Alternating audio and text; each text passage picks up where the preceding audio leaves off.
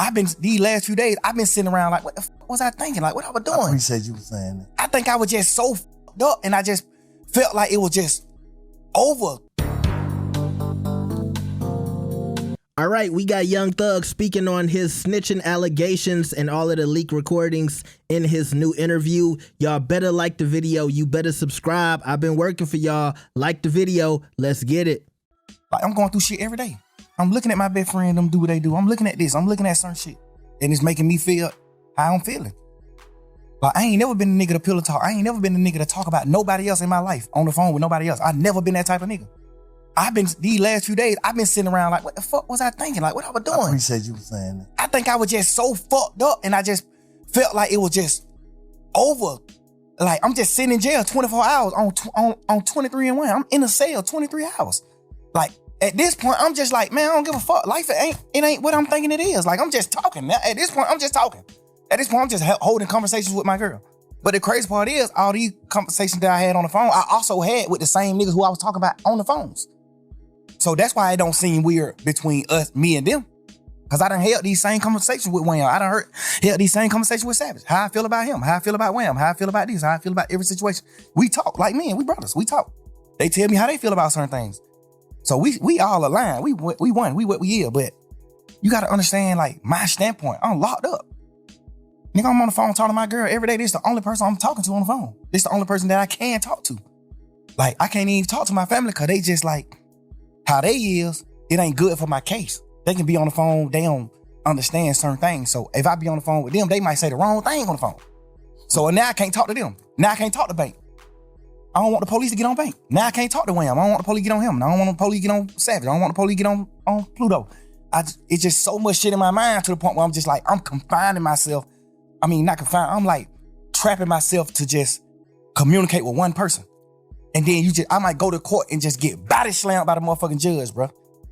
And then I just gotta come back to the jail. Now I'm on the phone with somebody that I love, whoever it is I'm on the phone with, and they like, man, goddamn, or goddamn, they say, this nigga right here been up pulling up on bro. This nigga pull up. Now, of course, I'm just like, bro, I just got body slammed by the judge. I'm just feeling how I'm feeling, bro. I'm just saying what I'm saying. Like, I ain't even tripping on that. I'm just saying what I'm saying. And I done told all these niggas these same things. But looking back on it, how you feel, you just said, goddamn, like, damn, you feel like you was tripping. I feel like I was tripping, but I feel like, cause I ain't never did shit like that. I ain't never pillow talk with no girl ever in life. I ain't never in my life held no conversation with no girl about no another nigga ever until jail. And I've been trying to figure out, like, why the hell was I even doing that?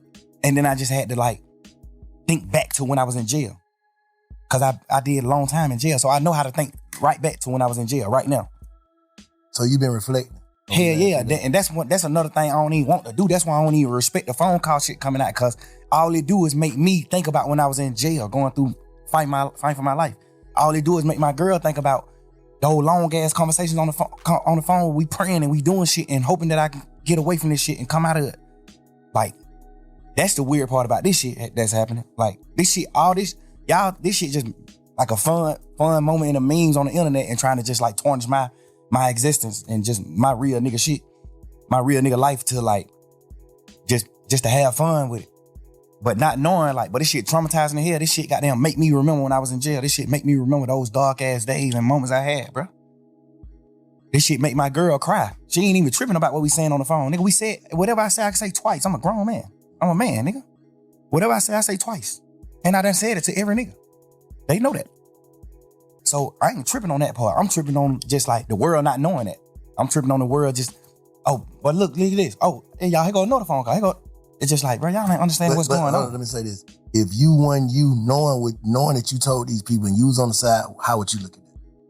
If you was from the sideline, just listening to Slime on the phone, on the jail phone, talking to Savage, talking to your girl, just about like everything, how would you look at that? If you didn't know, like you said, you done told these same people this, how would you look at it? It depends. If I was on the sideline and I never been in that situation, like no jail shit or fight for my life, I probably would look at it how people looking at it that ain't never been through shit. Okay. They probably looking at it like, man, you some bullshit. Why the hell you talking about? But if I was a nigga that had experienced certain shit, I would look at it another way. Mm-hmm. But, and me personally, I'm a smart man. I know how to think. So if I see somebody else going through this, I'm the type of person to be like, man, I want to know what he think. Like, I want to hear what he was feeling. Like, why you do this? Why you said this shit on these phone calls? Why you was saying this shit on these phone calls? Because everything on the phone call came from questions being asked. Oh, they just putting out your part. Who you think putting that shit out? I don't know. You know, I be looking at it like some of the niggas that's like mad that I'm pushing grown man business. We ain't telling on nobody. We ain't no rats. We ain't doing it. It might be people that's like,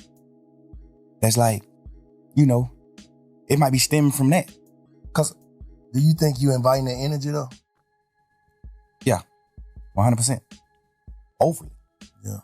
All right, now we got a lot of answers in that short little segment I just played for y'all, and shout out to Big Bank for doing this interview.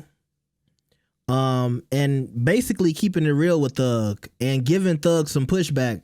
He's saying, hey, how would you feel if you saw somebody else going through the same thing, or you heard, you know, leak phone calls and leak conversations? And you know what's crazy about this? Everything he said about how he was feeling in jail, I really thought about that today. After all of these recordings, I did think to myself, bro, he was probably in jail thinking his life was over. And I think he just didn't want to think about, bro, I might be spending the rest of my life in a jail cell. Also, let's just be real. When you black and you in jail, you don't think that you're going to get a fair trial. He didn't think it was going to be fair. He didn't think, you know, it was a chance he was going to get out. And I think that's why he just was spilling his mouth all over those calls. I think he really was. I mean, he can't say it because I know he want to be street, but bro was depressed. He was depressed. And I think the only good thing about his day at that time, other than eating Twinkies and getting fat, was talking on those jail calls, talking to his girl, being able to laugh, being able to kiki and talk about the tea and all that stuff. That was probably the best part of his day while he was locked up. And I'm glad he admitted. I hear it and I think to myself, what was I thinking? But also he said, I said this to everybody's face. So you told Future he was a deadbeat or he needed to take care of his kids. Now, I might believe that because I gave y'all the full audio of him talking about Future. And he said he was talking to Future about God and trying to be a good person, but Future would act different if it was other people in front of them or if it was girls in front of him, because Future felt like, you know, Young Thug was talking to him like he was his daddy or something like that. And you know how men are, and men like I'm not a man, you know how we are as men. We don't like to feel little boyed in front of other men. So he said Future would be in his feelings and he would act funny in front of other people, but if nobody was around, he would listen. So maybe he did tell Future, hey, bro, go take care of your kids, bro. Go spend time with your kid. By the way, if y'all don't know, Future's son just took Russell Wilson's last name. And from what I was told, for him to do that, he had to have Future's permission. So Future allowed his son to have Russell Wilson's last name. And maybe he did that because he knows he's not in his son's life like that. Also, you know, what he said about Drake, I told y'all earlier, I didn't have a problem with that because if Drake was trying to reach out to Young Thug about a song or clearing a song or whatever he had going on with Metro Boomin, and you know Young Thug is in jail fighting for his life, come on, bro. And I can see Drake maybe saying, hey, I'm wearing Free Jeffrey shirts. I'm tweeting out Free Slime. So maybe he felt like, well, Thug could do something small for me, like calling Metro Boomin and figuring this shit out. But at the same time, I feel like Drake should have had some coof and said, this man going through a lot. Maybe the song isn't that important. And also, it's a lot of clips floating around now where Drake is talking about going to visit Thug in jail. And I talked about this recently, and y'all know I'm a big Drake fan, but I told y'all, does Drake do stuff for people expecting shit in return? So you went to go visit Thug, but now what? You expect him to put all of his life problems on the side and talk to fucking Metro Boomin for you? I felt like that was real inconsiderate of Drake, in my opinion. So I really didn't have a problem with what Young Thug said about Drake. But the Glorilla shit, you know, that was tasteless. We found out that he might have been talking to Glorilla, trying to figure out what color her eyes was.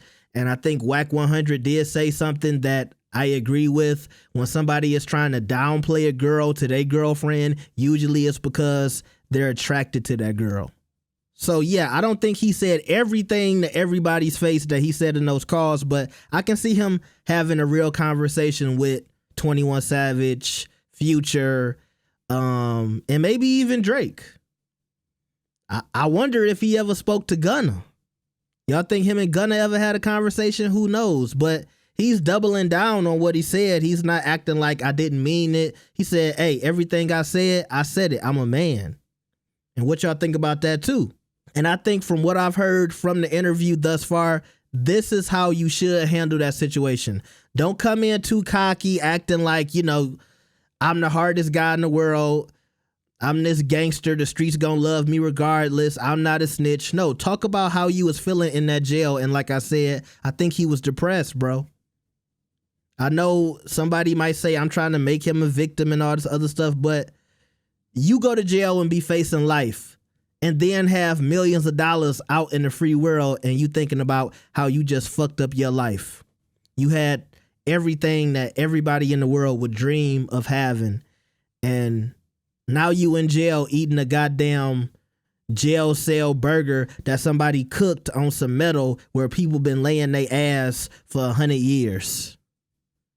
Y'all be seeing that jail food they be cooking on that motherfucking jail mattress shit, and they be having the heat going under the metal and stuff like that, eating all of them chemicals. But that was what Thug was going through, in my opinion. So y'all tell me what y'all think about this, man. Like the video and subscribe. I'll see y'all next time. Peace.